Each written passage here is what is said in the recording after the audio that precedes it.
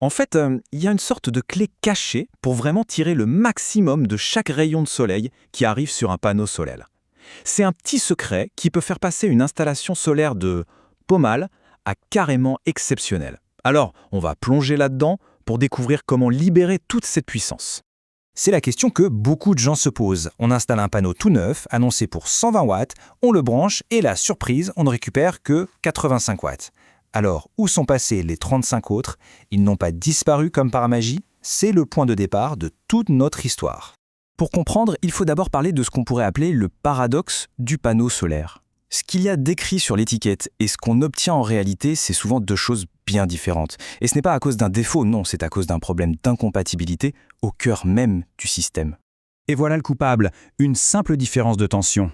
D'un côté, on a le panneau solaire de 120 watts. Lui, pour donner le meilleur de lui-même, il a besoin de fonctionner à environ 16,9 volts. Mais de l'autre côté, on a une batterie classique de 12 volts. Et elle, elle ne peut accepter que du 12 volts, pas plus. Et c'est là que ça devient intéressant. Pour pouvoir charger la batterie, le panneau est forcé de s'adapter. Il va donc baisser sa propre tension pour correspondre à celle de la batterie. Il s'aligne sur 12 volts. Mais en faisant ça, il sacrifie une grosse partie de sa capacité de production. L'énergie est bien là, potentiellement, mais le système est incapable de l'utiliser correctement. Le résultat est assez saisissant quand on y pense. Dans cet exemple, on peut perdre jusqu'à 35% de la puissance du panneau. Imaginez un peu, c'est plus d'un tiers de l'énergie qui est tout simplement gaspillée. Pas par manque de soleil, juste à cause de cette mauvaise connexion électrique. Et comme si ça ne suffisait pas, il y a une autre complication. Le point où un panneau solaire est le plus efficace, ce point n'est jamais fixe. C'est ici qu'on doit parler du fameux point de puissance maximale. C'est un peu le point G de l'énergie solaire si on veut. C'est le moment magique où la combinaison de la tension et du courant donne le maximum de watts. Le problème, ce point idéal, c'est une cible qui bouge en permanence tout au long de la journée. Et qu'est-ce qui fait bouger cette cible? À peu près tout. L'intensité du soleil, bien sûr, mais aussi un simple nuage qui passe, la température du panneau qui monte, et même le niveau de charge de la batterie elle-même. Tout ça influence en temps réel la puissance. Et un système de charge basique, lui, ne peut tout simplement pas suivre ce rythme. Heureusement, la bonne nouvelle, c'est que face à ce véritable casse-tête, il existe une solution. Et elle est vraiment très, très maligne.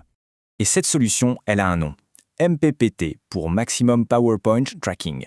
Il faut voir ça comme un traducteur ou un négociateur ultra efficace qu'on place entre le panneau et la batterie. C'est un convertisseur électronique qui, en permanence, va optimiser le dialogue entre les deux pour être sûr qu'ils se comprennent parfaitement. Et ce graphique illustre parfaitement la différence. La courbe rouge, c'est la puissance qu'on obtient avec un régulateur classique. C'est plat, c'est sous-optimal. Et la courbe verte, c'est le MPPT en action. On voit bien qu'il va chercher, qu'il chasse activement ce pic de puissance pour récupérer toute l'énergie qui, sinon, serait tout simplement perdue. L'analogie qui fonctionne le mieux, c'est celle de la boîte de vitesse intelligente. Le MPPT, il prend la haute tension du panneau, disons la haute vitesse, et il la convertit en courant plus élevé pour la batterie, le couple, et ce, toujours au bon régime. Il s'assure que le moteur, notre panneau, tourne en permanence à son rendement optimal. D'accord, c'est une boîte de vitesse intelligente, on a compris. Mais comment elle sait, cette boîte, à quel moment il faut changer de rapport? Surtout quand il faut le faire des milliers de fois par seconde. Alors, à l'intérieur de ce petit boîtier, il y a un algorithme, dont le plus courant s'appelle « perturber et observer ». Le principe est d'une simplicité géniale. En gros, le contrôleur fait un tout petit changement sur la tension, puis il regarde est-ce que la puissance a augmenté ou diminué.